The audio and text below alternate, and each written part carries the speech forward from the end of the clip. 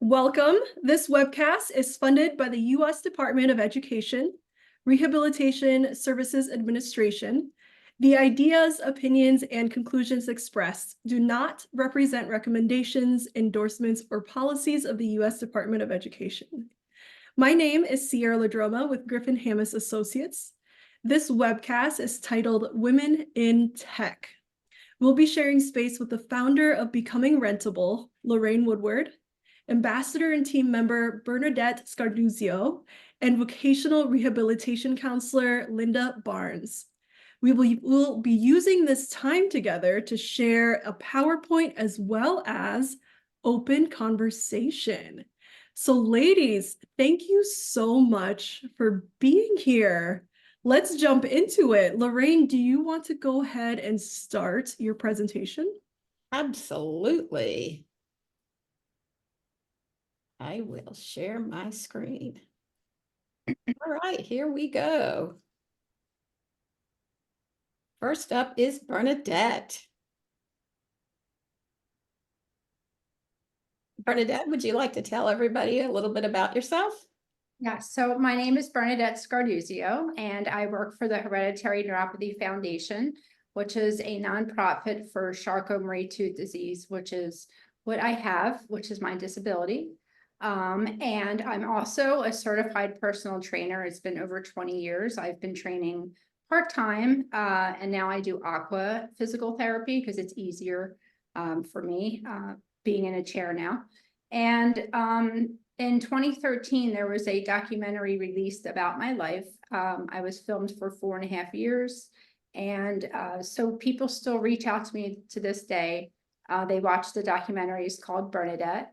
And it kind of just gave me a baseline to where, I could help advocate for my illness and for the disability community.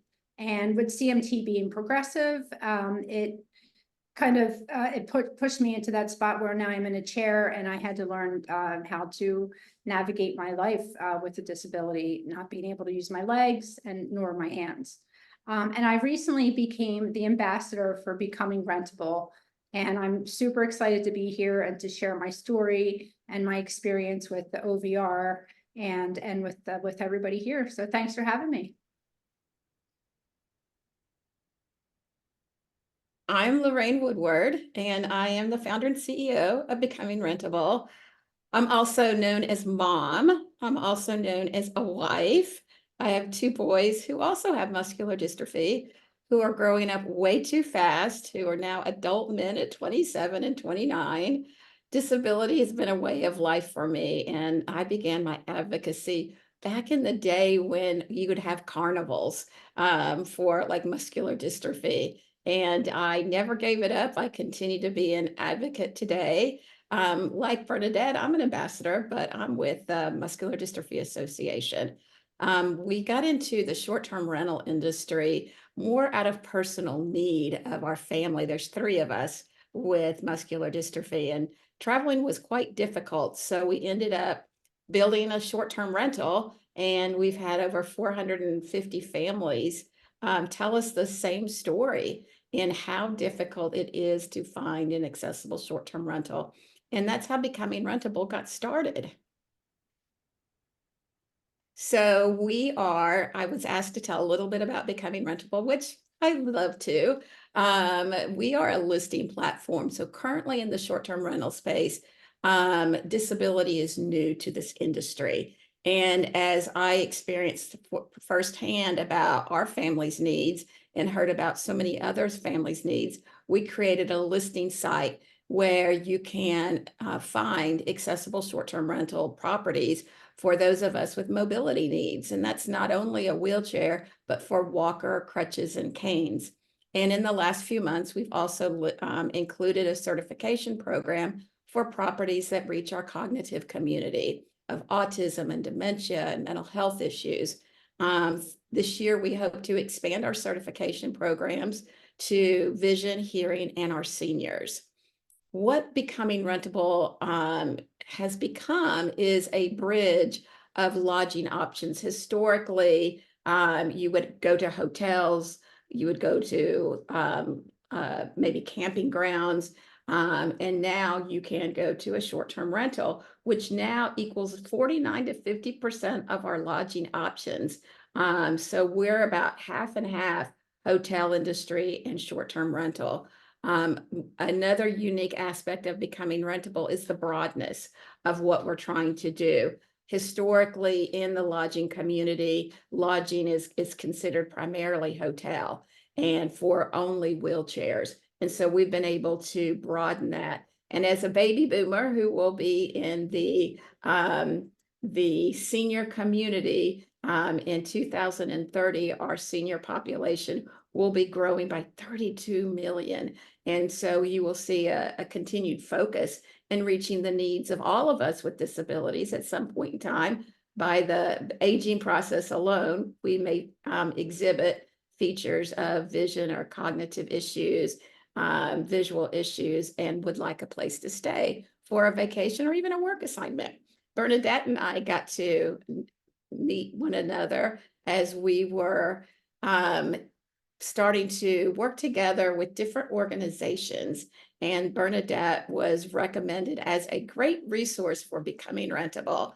And it was within minutes that I'm like, this is my girl. This is somebody, you know how you can relate to people and it's like, I got you, she got me. And we met and she's been an ambassador. Our very first ambassador, I would have to say too. We have 11 ambassadors. In fact, one of our ambassadors from South Africa is at my house today. So that's really cool. He just got back from Arkansas doing some content development for Arkansas state parks.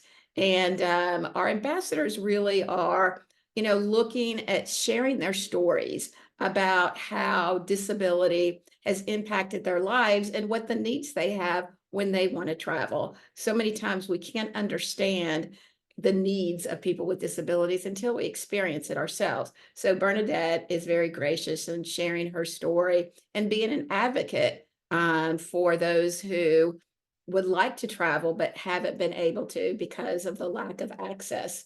And so we're really excited that Bernadette's a part of our organization, helping us grow, tell our story. When I was approached about this video, I was going back and going, all right, what's my story on vocational rehabilitation now? Back in the 80s is when I was really introduced to it. So it's, you know, I'm 62. So I come back from probably the beginning of the department days. I don't know when you all started, but I do remember Voc Rehab, and I thought that it really wasn't a resource that would have impacted me. And I didn't know who to call. I didn't know who to reach out to. So I didn't for the longest time. And then when I got into college, one of my counselors had recommended that I reach out to Voc Rehab. And I did, but I don't know that I was at that time. I don't know if I wasn't the right person or the services were limited. I felt like I didn't have a level of intellect that they were looking for, maybe somebody that didn't have a college degree. In my 80s and having muscular dystrophy, I was still able to walk. I might have had a gait when I walked. Actually, I know I did because somebody would ask me a lot, Lorraine, when's your baby due? And I'm 100 pounds, a size 0, but because of the way I walked, people thought, oh, you must be pregnant. I wasn't, but I didn't feel like there were services, and nor was I invited to participate in any activities. And in talking with Bernadette, I'm amazed at the services, Bernadette, that you've received, and how it's such a surface that is more top of mind.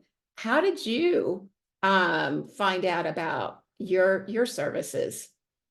Yeah, so I was with my physical therapist a couple years ago, and I was telling her, you know, I would love to set up my spare room as an office. I'm thinking about getting a desk. I was telling her about the desk to go up and down. And I was like, you know, I just got to wait, save some money. And she's like, well, do you know about OVR? And it's a program. So I didn't. And she told me that every state has, you know, vocational rehabilitation. If you have a job, you qualify. And I was like, yes, I took the info right away. And I met with Linda. I'll never forget. We met at the library. She can't, you know, as soon as I introduced myself, told her what I was looking for, I emailed her, and she got right back to me. We met in person. It was great. She told me right away, like, you know, I couldn't even believe it. I was like, wait. She's like, you know, we can give you a desk and help you with all the adaptive equipment that's out there now, and a computer. And I'm like, wait, what? Like, this is, yeah, I mean, she's like, pretty much anything that you would need to work, which would be everything that I have in front of me. She's like, and anything that would help, even while you're sitting there, like a chair that has massage to it, or heat. So I was just like blown away by, right off the bat, by all the services that were recommended. She said it does take time, you have to have patience, and, you know, we went through the steps, and, you know, it was great. I'm thrilled, I'm grateful, I'm happier, like I'm more efficient at my job.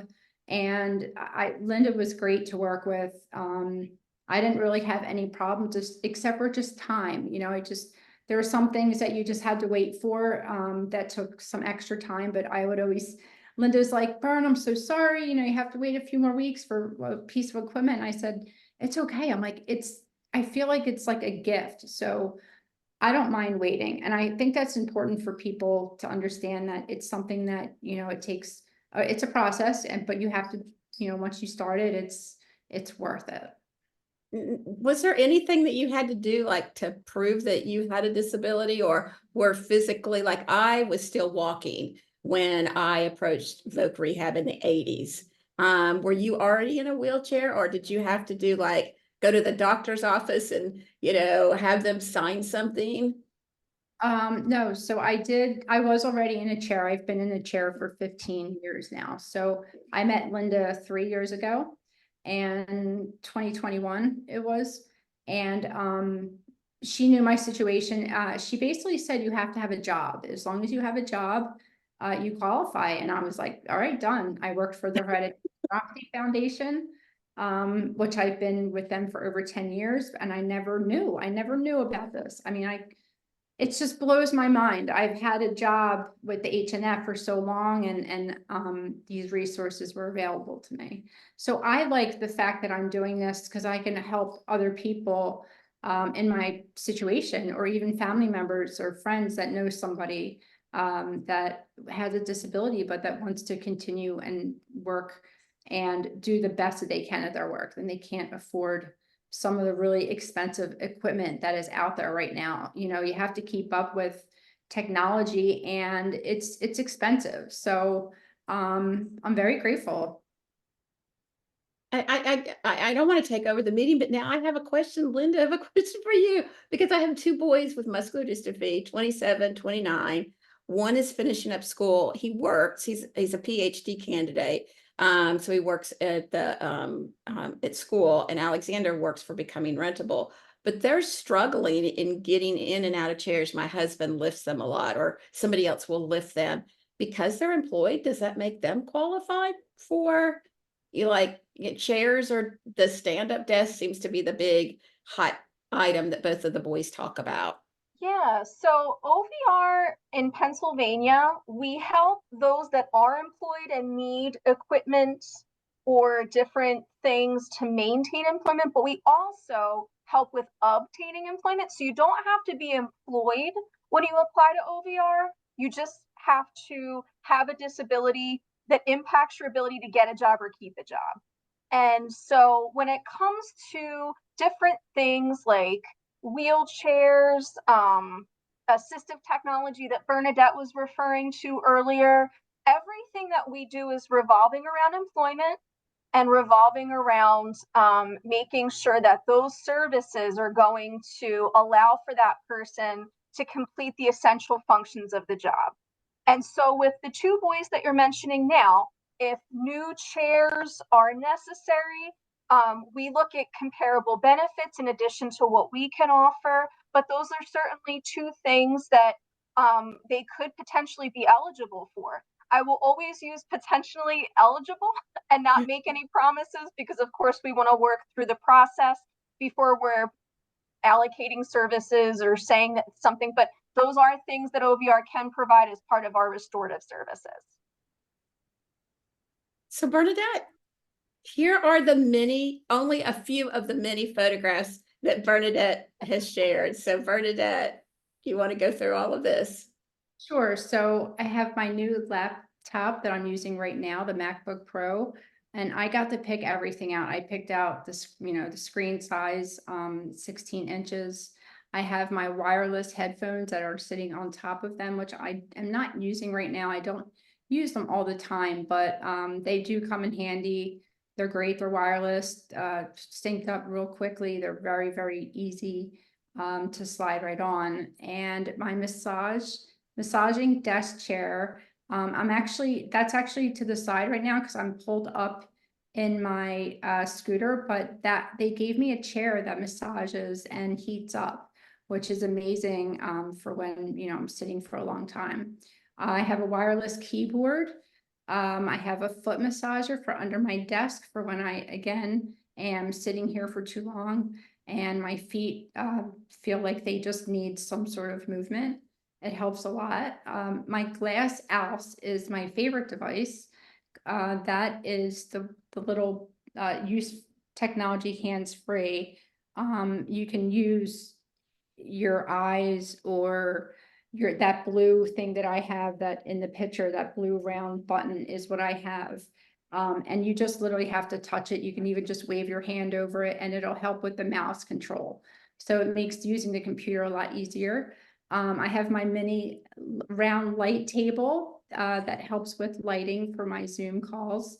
And, these are all things that we talked about and I didn't just ask for. I said, what about, my desk? Can we get a desk that goes up and down? So if I pull up in my wheelchair, that's a different height than my scooter, I'll be able to just go. Like I'm looking for flow and something easy. I don't want to have to hit walls when I go into my office. I wouldn't just be able to go in. So they said, well, what about the desks that go all the way up and all the way down? And I got it and I love it. I was able to pick out the color.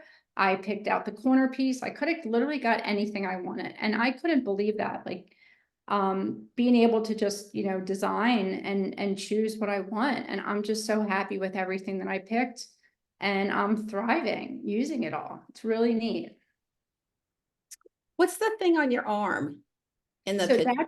that is part of the glass Alps. So you could attach that. It comes with it comes with like a strap you can put on your arm, your leg, or even people sometimes wrap it around their head because you can attach glasses to it. But this is basically the device that is Bluetooth to help with the mouse. You really don't even have to touch your computer. You can use your eyes, they have glasses for it, they have the pads for them, but this is for the glass Alps, it's called. And, it just makes life really easy. That's pretty amazing. Yeah. So what else, Bernadette, would you like to talk And about? with my By car, chance? so the big thing with, I waited for quite some time and it was well worth the wait was my car. So when I was working with Linda, she said, I told her, I said, I'm in the process of getting a new car. My van, I grew out of it. Their seat wasn't accessible for me. My hand controls were not electric, so they were hard. It was just wear and tear on my body. So long story short, I didn't even know that Linda said, well, do you travel for work? And I said, yes, and not all the time, but I do. And she said, we can actually help, OVR can help with your accessible car.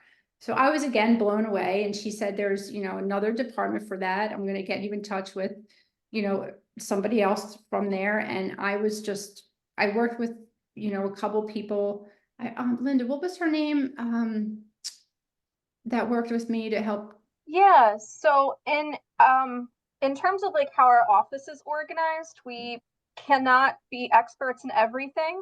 So we have supervisors that are allocated to different services that are kind of our go-to experts. And Nastia is the person in our office who oversees driving and car modification. Yeah, so Navia, she was awesome. She helped me through the whole process of first I had to find a car, which I did. I found an SUV 2022 Chevy Traverse at Team Toyota. Team Toyota has a lot of all accessible vans and cars. And they're here in Glen Mills, PA, which is close to my house. It was perfect. It worked out. And they also paid for my new script. So I had to first get my driving script, which was through Brand Driving School. And I think that was like $500 or $600. That was sponsored through OVR. They came out, the driving school. You know, we had to get a script to find out exactly what hand controls I need, what kind of parking reversed, mechanisms I would need. So went through all that. I went back to OVR with the price and it was approved and all the parts were shipped. I mean, it was awesome. Like watching everybody doing it together, OVR team working with Team Toyota for the car, and then Brand Driving School. Everything was very organized. I felt like, everyone knew each other. It's like they'd done this before. It was very easy. And the process was great. I met with Brand Driving School when I picked up my car. My mom and my stepdad came and we all met there. We took pictures and I was driving and it was amazing. It's such a difference driving with the new hand controls 2024. I mean, everything's electronic. The car drives differently. Even the ramp that comes out, my old ramp was in the car. This one is hidden under the floor, and they just improved a lot of stuff. Just make life easier for us with disabilities that want to go out. And I'm just very grateful. I've had the car for about 6 weeks now, and I've been at my mom's, I've gone out to dinner, I've visited friends. I actually went to a friend's house that I was never in her house before. And when I pulled up, she was like, "Oh my God, I can't believe you're here."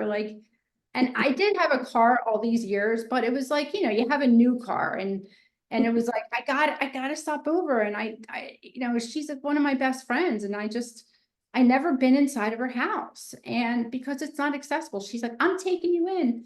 Grabs her husband, "Come pick up Bern." So I get out of the car, they pick me up, they take me in the house. And I was like, wow, I'm like, I haven't done this in so long. It was such a great feeling to just, be out and by myself and feel safe. And everything's just so high tech and easy. And I don't even know how to thank them. I could send them cards and, I want to take Linda out to lunch. I just feel like it's just so much work and so much time and energy. And I'm very grateful. And I'm loving it. I'm thriving. Especially coming out of the pandemic, that was really hard on me, being disabled as it is. And then, I have anxiety and, feeling like, I'm going to get sick or other people are going to get me sick. It was really hard on me. So coming out of that, fresh and now having this new car, having my house, more adapted for me. I feel like it's a fresh start, and I want to share that with people that are in my situation. I want people with disabilities to know that there is help out there, and where there's a will, there's a way. Don't give up. Every state's different, and not everybody's going to have a Linda like I feel like I'm very fortunate.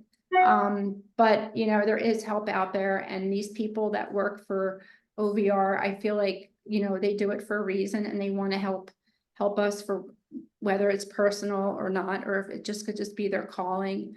I just feel like that, they take it to the next level. So I'm super, super grateful and excited. You can tell, Bernadette, look at you smiling. For real.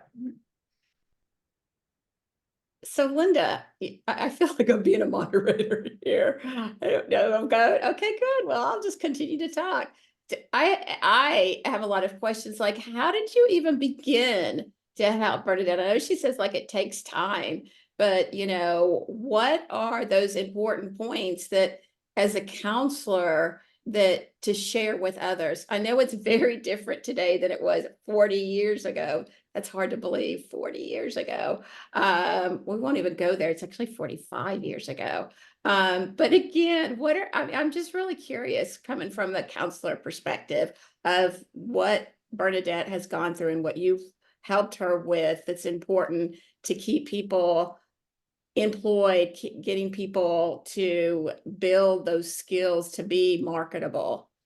Sure. So OVR is a state agency, and anytime that you're utilizing federal and state funds, those things are going to be pretty well regulated through policy, which can sometimes lead to some delays and some other things that we deal with kind of on the back end. But in terms of the role of an OVR counselor, I think what I appreciate about what Bernadette is saying is a lot of times people are they may not be aware of us as a resource. So I'm glad that we are able to spread this awareness. And even if they are aware of us as a resource, there may be some misconceptions about what services we can provide and what eligibility factors look like. So I think what's really great about these types of abilities to kind of promote how OVR has been beneficial is, you know, just kind of going from a broad perspective. Again, we help folks with disabilities obtain and maintain employment, and all of our services are going to be directed towards helping that person reach that goal. So in Bernadette's case, when she was referred and we met, during our first meeting, we're kind of getting the lay of the land. Who is Bernadette? What does she do? What are her gifts? What are her limitations? What does she need to be successful in employment? And, you know, just kind of gathering all of that information so that you can kind of start formulating in your head what's going to be necessary on a plan for that person. Bernadette's a little bit different because she came to us already employed.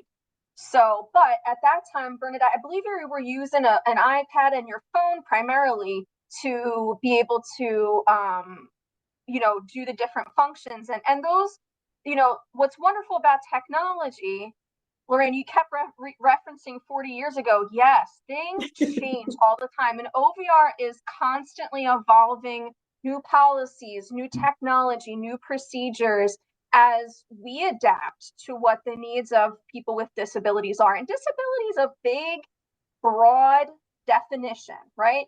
It's not just physical disabilities, it's mental health, it's, you know, chronic illness. There's a lot of folks that we're serving. And so we need to be able to have services that are adaptable to be able to assist those people, in addition to community partnerships. Mm-hmm. So when Bernadette and I first met and we kind of assessed what the first thing was going to be addressed, which was, you know, the equipment at home so that she was able to effectively do her job, we were like, okay, we need an assistive technology evaluation to see, you know, kind of what you have to do, what are your job functions, and what equipment and technology is out there. So part of what I'm hoping to do during this part is just kind of talk about maybe some of the misconceptions that OVR may have in the community, and then kind of give an overview of what services can look like, and then talk a little bit about how that's come into Bernadette's particular situation. So OVR is a state agency that uses both federal and state monies to be able to assist individuals with disabilities in obtaining, so getting a job, but also maintaining employment. And so when Bernadette and I first met, that first session is to gather information, figure out what her strengths are, figure out what needs for support she has, figure out what documentation I need to get regarding her disability to make her eligible, and then just kind of get a feel and build that therapeutic relationship too, because work is a highly personal thing. And when you throw disability into the mix, that's even more highly personal, because we're talking about not just, you know, how you're making your bread and butter, but also, you know, when you say, I'm an ambassador for Rentable, people are making judgment calls about you. So work is a very important part of somebody's life.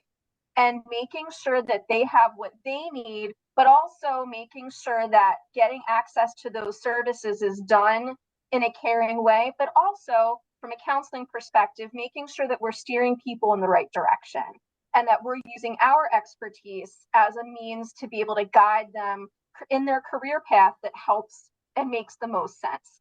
So, so in terms of Bernadette, she already came to us with a job, but our situation was she's got an iPad and an iPhone, which are great devices, but it's not going to be the most effective use for her to be able to do her job, making calls, sending emails, Zoom meetings, all of those things. Bernadette has a very forward-facing kind of situation. So we did an assistive technology evaluation with one of our local community partners, and they then provided us with a list of technology that she needed in order to do her job functions. Those things were then purchased, and they also helped Bernadette learn how to use those things and set up those things. That's the very expedited version, but the truth of the matter is that probably took, goodness, Bernadette, months, right, to get approved and get everything set up and get everything, purchased. And can we do it this way? No, we need to do it that way. So just making sure and emphasizing, Bernadette, thank you so much for having patience in addition to a sparkling personality. It takes a little while for these things to happen, and it takes a little while to be able to determine what's needed. And so so that'll be, obviously imperative, but also coming with an open mind. And so after we were able to purchase those things, the next thing was this car that she was using. Bernadette's condition is something that's progressive. So understanding that, we also have to take that into account with the type of technology that we're purchasing on her behalf. Because if her disability is progressive, we want to make sure that as it's progressing, the technology is still able to be adaptive to what her needs are, in addition to her car. So Bernadette, I believe when you were working with Nasia, the hand controls and things that you had before were pretty cool 10 years ago, but currently it just wasn't a great fit, you had some difficulty, and the nature of your job is to be out and about. You're an out and about on the town kind of gal. So we were able to assist with figuring out what she would need, be able to make recommendations on the particular vehicle that would be able to handle the prescription of the adaptive equipment that she needed. And then once that vehicle was purchased, be able to install that. So now she can go visit her BFF, but also be in the community as much as she is. So in Bernadette's case, we provided those two essential services so that she's able to complete her job duties at home, in addition to be able to meet with clients out in the community. And then now that she's had those two services, we've completed our goal. Bernadette's able to now do her job more effectively, more efficiently. And she's able to get out in the community with those other, with the newly adapted vehicle. So then we look at case closure because we've met our goal. OVR is not a lifelong service. We want to get people employed, and we want to, make sure that they're stable. And if no further services are necessary, we close the case as successful. Now, you can always come back to OVR if something changes. Let's say your disability progresses quicker, or there is new technology, or your vehicle's now 10 years old and we need to look at maybe a new prescription. As long as everything is related to work, because that's what vocational rehabilitation is for, we do. Well, it's interesting. So I hope that sorry. Oh, no, I was just going to say, it's really interesting to hear about your perspective about the services. I actually, Bernadette, you and I haven't talked about this, but Bernadette has been with Becoming Rentable for over a year now. And so I met Bernadette before she had all the technology she had, and we would identify maybe tasks or videos or content. And you're smirking, Bernadette, because she would stall about, I'll get it to you. I'll get it to you. But ever since she's got this new technology in her office, her drive to move her skills forward has like increased by 300%. You know, the confidence that Bernadette now has is vastly different than it was a year ago, Bernadette. And now you're bugging me going, Lorraine, you know, when can I have that meeting? And I'm like, Cheryl, just a minute. But I mean, I love what you as a counselor and other counselors can do once you identified these needs. And as a woman-owned business, as a person with a disability, and looking at the hospitality, you know, Bernadette has so many skills that now she has confidence. She's had those skills. She didn't have maybe the technology. She did not have the confidence to now use those skills. And now she does. And you can't put a price on that. But I do encourage any counselor that's watching this video to know the impact. Bernadette is one person, and I know that many, many more people can have that same impact because of it. So Bernadette, we haven't talked about it, but I do smile a lot because you're in your office and you're ready to get going, and you are getting going. I mean, it's not even that I think you're way more productive.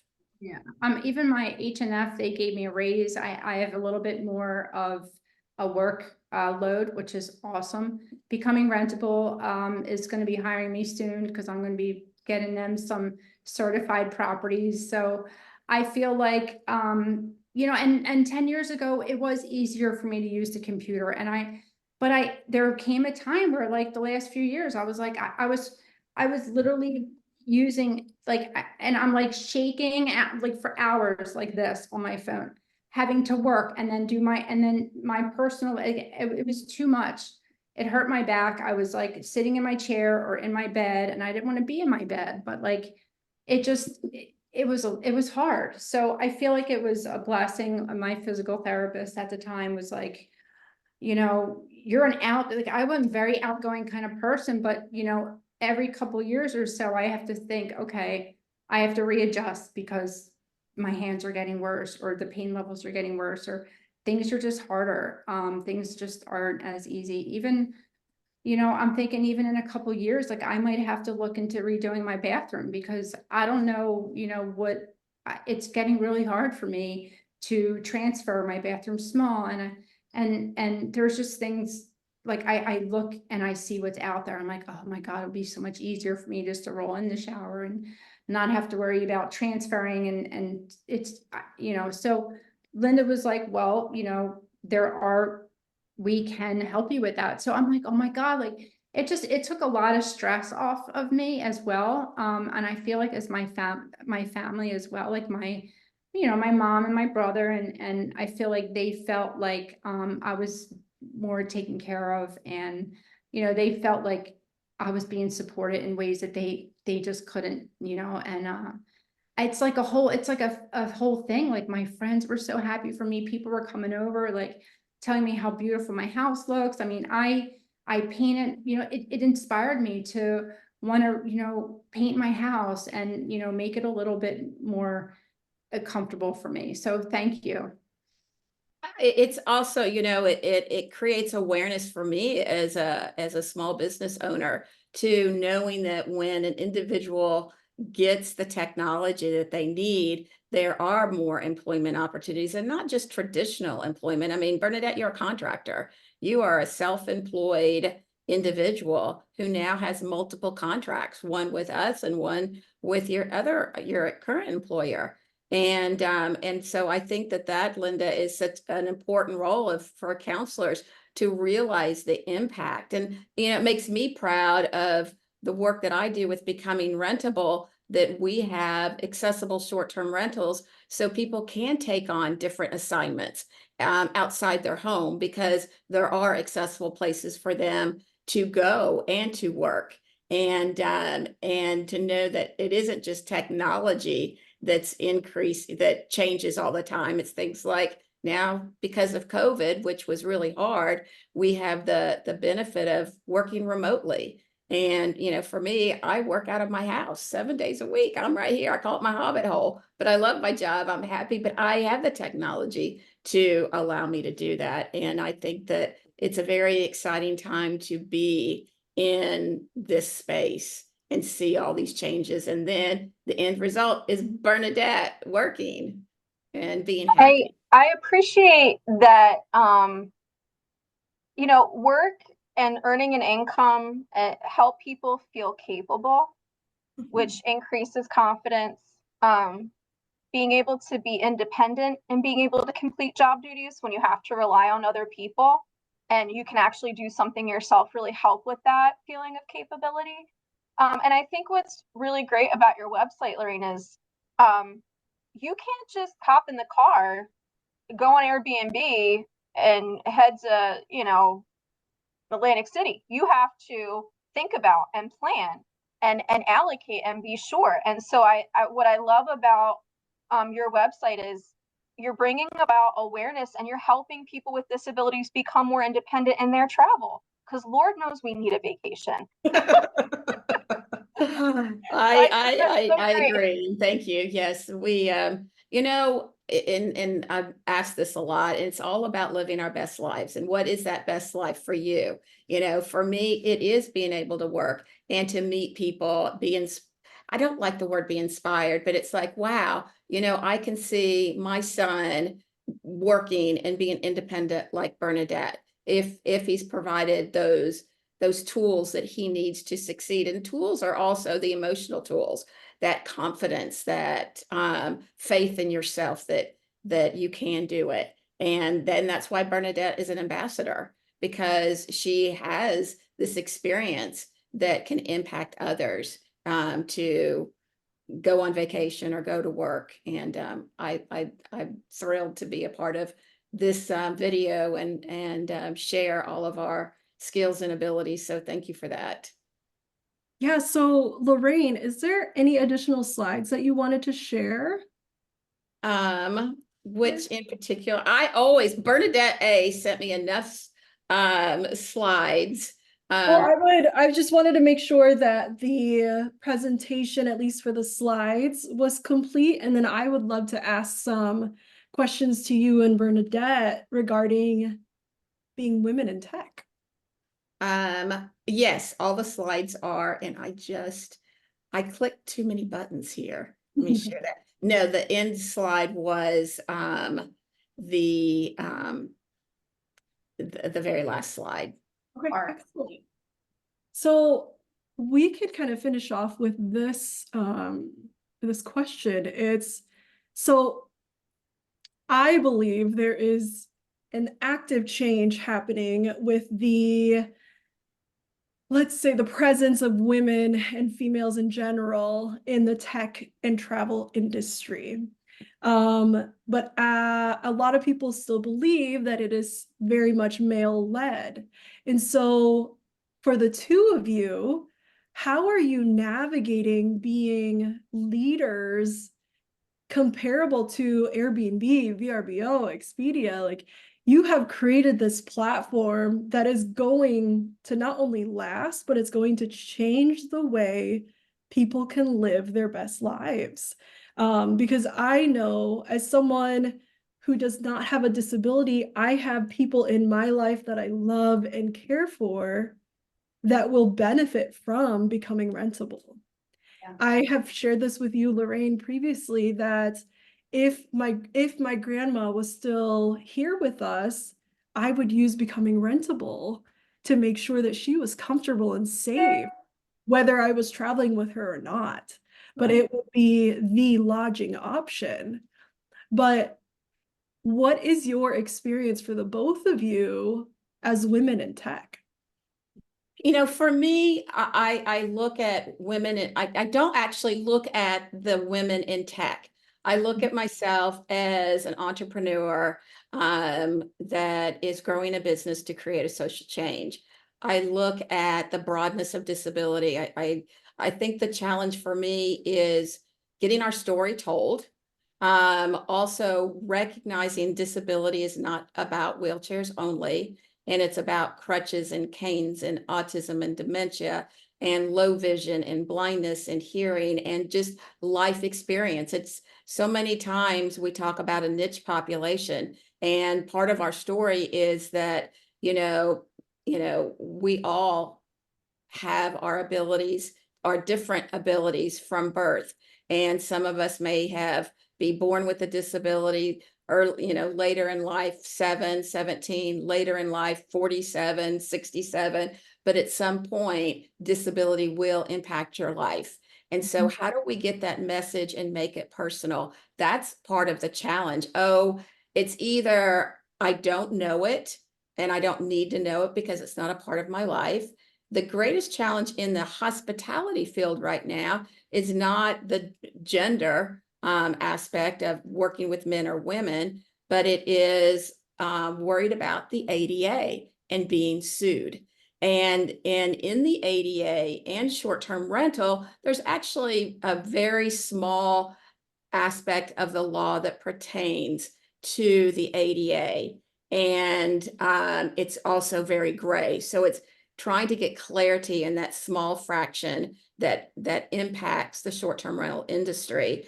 But I was invited to ask these two podcast hosts, Lorraine, give us a challenging question. So I gave them a challenging question. And the question was, with America having 26% of our population being representative of disabilities, why is the short-term rental so reluctant to include features of accessibility? And the host came back to me and said, because we're afraid of being sued. And my question back to them is, are you afraid of being sued when your dishwasher's not working? Why are you afraid of being sued if an elevator doesn't work? Are you afraid of being sued when somebody brings a gallon of tequila to your place? But why are you afraid of being sued when somebody has a wheelchair comes to your place? There's really not, it's not equal. In fact, my renters, I always say I have the best renters. I have the best renters because they appreciate my properties that are accessible, that they can go on vacation. They can work in a different environment. They can have new memories, different experiences. And it also financially, pays for the property because I'm getting renters, right? And where my neighbor at the beach next door, she's had to replace her front door 3 times because drunken renters have come in and lost their keys and slammed and broken glass to enter the door. The amount of cleaning the carpets because of vomit, I've never dealt with in 15 years, but she deals with it multiple times every year. So it's very interesting to me, what the fears are in bringing about change in the hospitality field. And that's our greatest challenge is getting our story told that there is a resource. If you have a disability and you would like to, and you're not able to stay in a traditional hotel, that we are a listing platform that evaluates and validates these properties so you can, pick a property with confidence that when you go there, it's going to meet your needs. And then the challenge is the industry and identifying, creating these properties and not understanding the importance of what an accessible short-term rental means. Beautiful. Bernadette, do you have anything to add? For women in tech, Mhm. I'm proud to be a part of it. I am, like I said, since the documentary came out in 2013, I have been advocating and putting myself out there and, going to colleges and speaking not only, about CMT, my illness, but just about the disability world and how we need to be more inclusive, more inclusive in Hollywood, more inclusive with traveling, more inclusive just to, when I go out, it's amazing the barriers that I run into. Still to this day, I have to ask for help a lot because, and strangers, because a lot of things aren't accessible. But things are changing and I'm proud to be a part of that. I'm proud to be, alongside with Lorraine, who is like a powerhouse. I feel like meeting her was a gift. You know, to be so close with her and with becoming rentable and being a part of that, I feel like was like, it was meant to be. It was perfect timing. So, because she got to see what it was like for me before OVR and now having OVR, and, just I'm going to help them and they're going to help me thrive. And I don't mind putting my face out there. I don't mind showing people, the raw, truth of being disabled, and having, to go through that, that hard time where you want to give up. You're like, I don't know if I could do this. I can't afford it. I can't, so, I was once there. So it's really nice to be on the other side, and I'm just very grateful and proud to be a part of this, even this webinar. And I hope everybody takes home something, positive, at least from every one of us. So thank you for having me. So Bernadette, Linda, and Lorraine, thank you so much for sharing space, time, and energy, and just your perspectives and your stories and knowledge. I believe that this webcast will inspire and inform, but will also change a lot of minds as well, right? Around employment and the services and resources that Voc Rehab can provide. Do you all have any final words before we say goodbye? Of course I do. I think that, to move the needle forward in any realm that we are trying to create change, it's about collaboration and working together. And I say that repeatedly daily in the work that we do. I don't want to do it alone. We can't do it alone, but together with others' help, that we can create this shift of ideas, a shift of change. And Voc Rehab and the staffing and the skilled staff available, it's important to be included in learning about the different aspects and how it affects people's lives and existing companies, and also the excitement of owning your own business. It wasn't a personal goal of mine. It was actually an idea from my former boss. And I hope that through listening to this and sharing of this information, that counselors will get yet another understanding of how they can be a part in navigating and creating opportunities and change that will impact, our country, our world. Beautiful. I'm going to just kind of echo from what Lorraine has said and what Bernadette has said.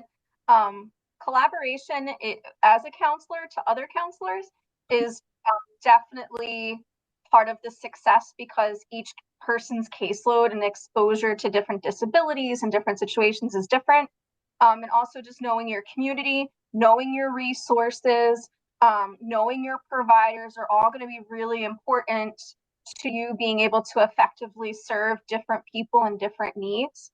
And sometimes it can be a little tough to realize the impact that you have on somebody, because we do have ever-growing caseloads that we're trying to navigate through, but just keeping that person, when you're with them, and just understanding that the services that you're providing and the support that you're providing and the interaction that you're providing are going to have a dramatic impact on how they see themselves and how they represent people with disabilities in the employment community, in addition to just the community in general. So I'm just so glad that this series is being put together as a resource for other counselors, as a resource for people with disabilities to know that just because there's a barrier, there are creative solutions, and you might have to think outside the box and have a lot of patience, but it can get done. Thank you, Linda. Bernadette, do you have anything else to add? Just thank you. I mean, I can't thank, I'm just grateful. I really am, Linda, and I'll never forget, meeting you for the first time. I know you have a million of me's, but I have one of you. You're the You know- only Bernadette. Oh, well, that makes me feel special. You know, I really I'm very grateful and I'm excited to see what the future holds for me. So thank you. All right. Thank you so much for your time, and we will all talk soon.